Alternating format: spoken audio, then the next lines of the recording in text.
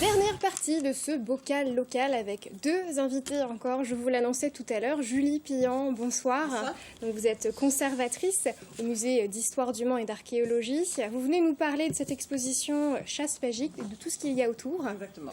Olivier Michonneau, bonsoir. Bonsoir. Donc vous faites partie du Rotary Club Manceau. Les trois se réunissent en cette fin d'année pour faire une belle action. Ce sera au marché de Noël. On en parle juste après. Tout à fait. Julie, on commence avec vous. L'expo Chasse magique, elle a commencé déjà en octobre. Exactement. C'est bien ça.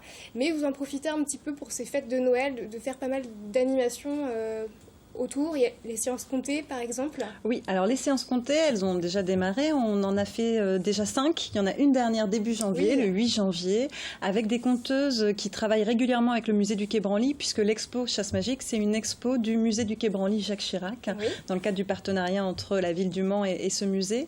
D'accord. Et donc on fait intervenir 2 conteuses qui nous entraînent à chaque fois dans des univers voilà, extra-européens notamment. Est-ce qu'on peut parler justement un peu de théâtre pour une séance comptée? Eh ben non, c'est vraiment Non, du conte. C'est vraiment pas la même chose. C'est pas du tout la même chose. C'est donc on est assis, il y a des enfants, des adultes. Alors faut imaginer que c'est un conte, mais pas spécifiquement dédié aux enfants. Ouais, c'est pas uniquement pour les petits. Loin de là. C'est à partir de 6 ans. Avant, les enfants sont en général trop petits là pour entendre ces histoires. Et c'est vraiment des histoires qui font écho aussi à l'imaginaire des adultes et à des liens avec les adultes. Et on a beaucoup d'adultes qui viennent sans forcément les enfants. Disons que c'est vraiment grand public, c'est pour tout le monde. C'est mieux de faire le tour de l'expo avant pour comprendre la séance comptée Pas ou forcément, pas forcément, non. Mais par contre, on l'a fait après. De toute façon, la séance comptée, elle a lieu dans l'exposition. Donc on est en D'accord. rapport avec On les œuvres voit. et en fait, ça fait du lien. Et c'est ça l'objectif pour moi, c'est cette interaction entre les œuvres et les conteurs. Et les compteurs. Alors, chasse magique, on évoque un peu le recours des chasseurs à la spiritualité, à la magie pour attraper leur proie, c'est un peu ça? C'est un peu ça en fait. L'idée, c'est pas tant qu'on va pas véritablement montrer des instruments utilisés par les chasseurs. On a des objets qui viennent d'Asie, d'Afrique, d'Océanie et d'Amérique. Et l'idée, c'est d'expliquer tous les rituels et tout le rapport avec les esprits de la nature et les esprits des animaux qui vont être utilisés par les chasseurs avant la chasse, après la chasse. Par exemple, on présente des bracelets amulettes, des bracelets talismans qui sont des bracelets de protection.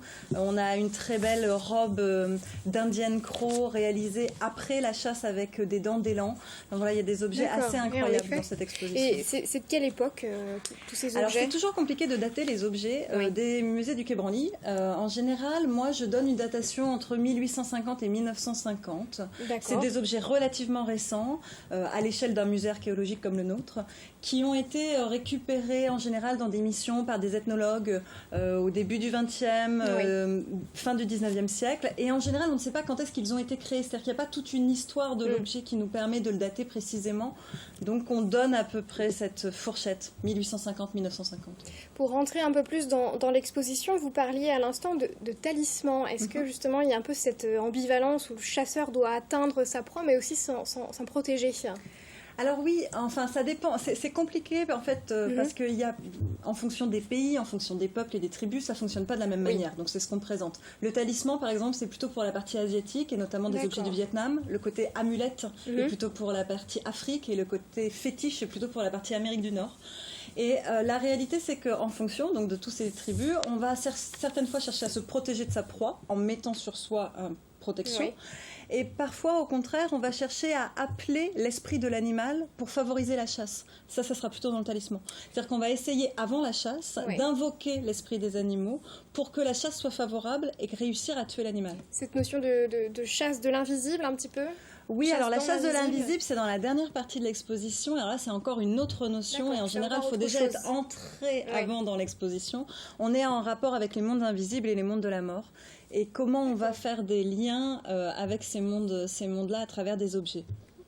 Donc autour de l'expo, il y a aussi des conférences, des visites guidées justement pour rentrer un peu plus dans le vif du sujet, comprendre aussi toutes ces notions d'esprit qui ne sont pas forcément très communes à tout le monde. Tout à fait. En fait là, donc l'exposition elle est visible encore jusqu'au 15 janvier, donc il faut profiter des vacances de Noël pour venir la découvrir et on va y voir des très beaux objets. Maintenant pour rentrer dans ce que j'essaye là rapidement de vous évoquer, ces esprits, le rapport aux animaux, à la nature, c'est vrai qu'il vaut mieux suivre une visite guidée parce que ça permet vraiment vraiment d'entrer dans tous ces schémas, sinon on passe quand même un peu à côté.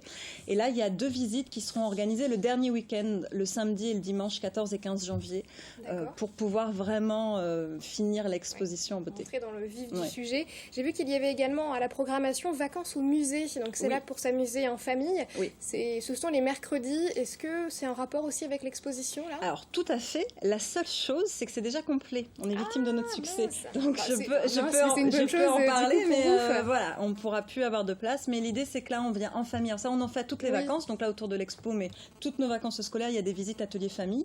L'idée, c'est de venir avec les parents, les grands-parents, les oncles, les tantes, enfin voilà. Donc on vient ensemble, on découvre l'exposition, et ensuite on passe. Donc là, c'est un atelier, et justement, c'est un atelier. On réalise un atelier de protection. Un bracelet de protection, pardon.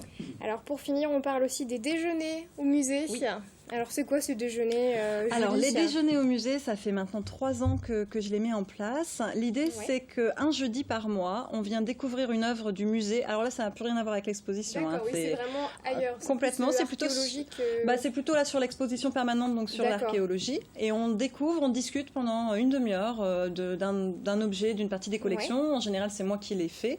Et ensuite, on déjeune tous ensemble dans le musée avec un retour, une convivialité qui se met en place. L'idée, c'est le format 12h30, 13h30. Donc même si on travaille dans le centre, on peut venir déjeuner, repartir aussi vite, tout en ayant déjeuné et découvert et partagé ensemble autour de nos collections. Donc ça, le prochain déjeuner au musée, c'est jeudi 15 décembre. Oui, c'est ce jeudi. 12h30, 13h30, comme vous le disiez. Le tarif, c'est tout compris, c'est 13 €. Oui, tout compris, 13 €, le repas et la visite. Et puis la prochaine séance comptée, c'est le 8 janvier, c'est ce que vous me disiez. Exactement, 8 janvier, 15h. 15h, oui. Très bien, c'est noté. Merci beaucoup, Julie, d'être venue nous parler de cette belle expo. Allez, tout autre sujet à présent. On parle avec vous, Olivier Michonneau, des initiatives du Rotary Club. Eh bien, Manceau, vous allez bien ? Ça va, merci. Alors pour ces fêtes de fin d'année, je le disais tout à l'heure, les 3 Rotary du Mans se regroupent pour faire une grande action. Qu'est-ce que ça va être justement cette action au marché de Noël ? Alors, tout à fait. Pour la première fois, d'ailleurs, cette année, les 3 Rotary vont se regrouper pour initier une opération sur la place de la République, en ayant pris place dans un chalet de Noël, donc entre vendredi et dimanche. D'accord. Et il y sera vendu en réalité des petites peluches. Oui. Et le bénéfice de la vente ira à une association qui sont l'association des chiens d'aveugles de l'Ouest. De l'Ouest, voilà. D'accord. Et voilà, une action qui regroupe les clubs pour être plus forts à plusieurs et qui est bien en ligne avec la thématique globale du club qui est de servir d'abord. Oui, il y aura beaucoup de bénévoles de présents pour cette action ? Oui, très certainement. Il y a plusieurs de notre club Le Mans, qui est le club doyen sur Le Mans avec plus de 80 ans d'existence. Et puis certainement, évidemment, des membres des deux autres clubs. Donc vous allez vous balader un petit peu dans le marché et proposer des peluches ou vous restez dans le chalet ? Je ne sais pas trop en réalité, pour être honnête, mais je pense qu'on a notre chalet et qu'on sera peut-être content de rester un peu à l'abri s'il fait un peu froid ou qu'il pleut. Donc vous le disiez juste avant, le slogan du Rotary, c'est le sens de l'autre. Ça signifie quoi pour vous, quoi ? Oui, alors par exemple la devise du Rotary international cette année, qui est toujours édictée par le président international élu pour 1 an, qui est un Américain cette année, c'est le Rotary au service de l'humanité. Voilà, donc ce que ça veut couvrir en réalité, c'est l'ambition du Rotary d'avoir toujours à servir autrui et à promouvoir l'entente entre les hommes et à travers donc des actions qui sont diverses mais qui sont toujours tournées alors soit vers les actions humanitaires, caritatives, sociales, soit de plus en plus, et c'est le cas de notre club, d'actions tournées vers les jeunes. Oui, le but c'est d'avancer un peu ensemble, c'est d'ailleurs ce symbole, le slogan, comment on appelle ça, vous savez, la petite roue là, du Rotary. Oui, la roue dentée qui a été effectivement créée dans les premières années de création du Rotary, au début de 1905, et qui a toujours été un mouvement, un synonyme et un symbole de mouvement, d'anticipation et de tourner ensemble, oui, si je puis dire, de cohésion également. Et en parlant de cohésion, le Rotary à l'international, c'est environ 1 300 000 personnes. Donc pour vous donner une idée, c'est la ville de Bruxelles et de Nantes réunies. Donc c'est considérable. Absolument, c'est considérable. Et puis quand on le rapporte à la France, c'est quand même 1000 clubs, c'est 34 000 membres au total. En constante donc c'est quand même augmentation. Une belle communauté de professionnels, de bénévoles, puisqu'on est pour partie actif, pour partie inactif, mais où tout le monde amène ses expériences, sa bonne volonté, son savoir-faire, et puis ses relations également. Bon, on passe des fois pour être un peu un club de notables, mais enfin bon, vous voyez, j'ai pas l'impression de l'être tellement quand même. C'est vrai que de prime abord, ça peut faire un petit peu élitiste, le Rotary Club. Oui, mais en même temps, je pense que c'est mal connu. On ne fait peut-être pas suffisamment la publicité de nos actions. Et en fait, le plus important, je pense, c'est de savoir ce que le Rotary fait pour les jeunes et puis en matière sociale, humanitaire. Il y a d'ailleurs des échanges avec les jeunes sur l'international, des jeunes qui peuvent partir dans le cadre de leurs études aux États-Unis ou ailleurs. Exactement, il y a des échanges de jeunes où effectivement on peut s'échanger. Il y a encore 2 ans, un jeune Américain qui est venu passer quelques mois en France, et à l'inverse, on a envoyé une jeune Mancelle pendant quelques mois aux États-Unis également. Ce serait bien qu'elle vienne nous parler de son expérience ici. Écoutez, en fait, on a un projet de faire un jour une soirée qui serait tournée autour de toutes les actions qu'on a montées auprès des jeunes. Et ce serait l'occasion de vous inviter à venir nous voir. Avec grand plaisir. À la voir en même temps. Avec grand plaisir. Vous soutenez également le don du sang, en général. Ça, c'est vraiment le Rotary national. Mais est-ce qu'à l'échelle locale, il y a eu des actions de fait ou de prévues peut-être bientôt sur cette... Oui, alors on fait des dons relativement fréquents à des associations type lutte contre le cancer.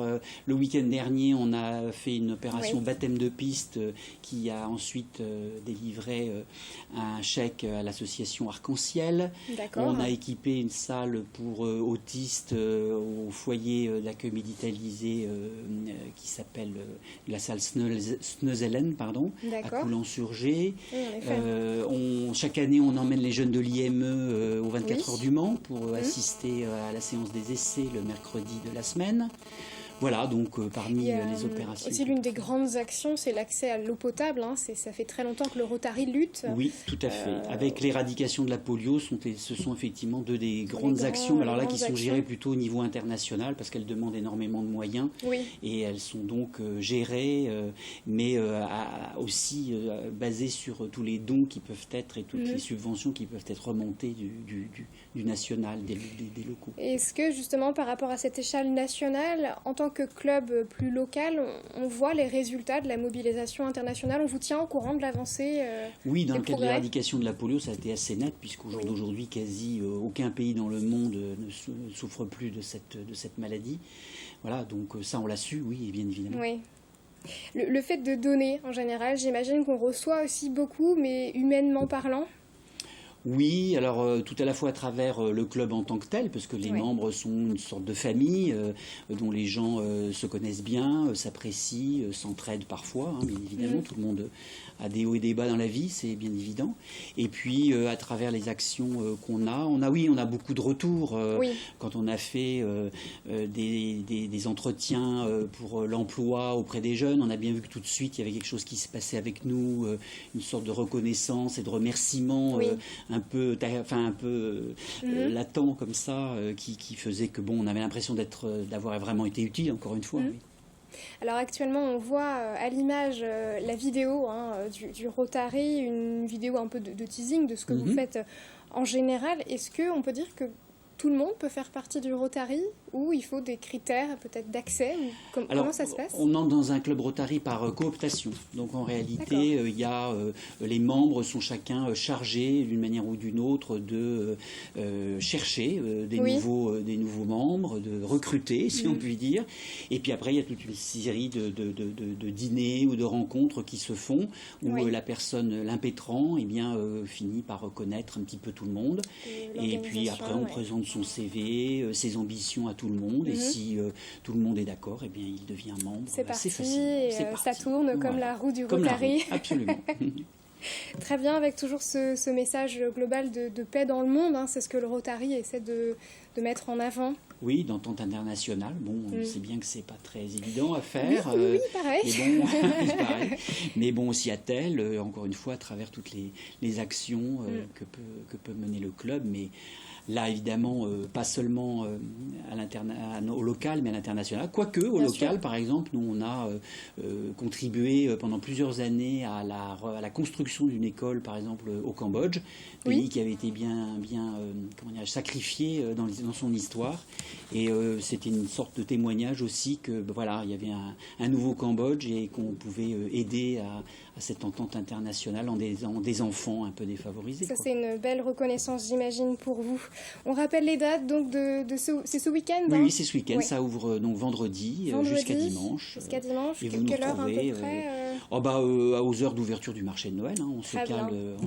Oui, c'est vrai, c'est les horaires d'ouverture du marché pour acheter une peluche et soutenir l'association. C'est Chiens d'Aveugle de l'Ouest. Les Chiens d'Aveugle de l'Ouest. Les Chiens d'Aveugle de l'Ouest, très bien. Merci beaucoup, Olivier, d'être venu nous voir. Allez, j'en profite pour vous rappeler la présence évidemment de nos équipes sur le marché de Noël, exceptionnellement sur le Salon des créateurs. Ce sera juste avant l'info, on vous présentera un petit peu l'univers du marché de Noël, un peu comme on l'a fait précédemment, tout à l'heure. C'est la fin de ce bocal local, ça m'a fait très plaisir de vous avoir ce soir sur ce plateau. On se retrouve la semaine prochaine, puisque je remplace également Julien Sénéchal, mais avant on se retrouve demain à 19h pour l'infiltré du dimanche. Ce sera encore une ambiance Noël, vous verrez. Très bonne soirée à tous sur LMTV.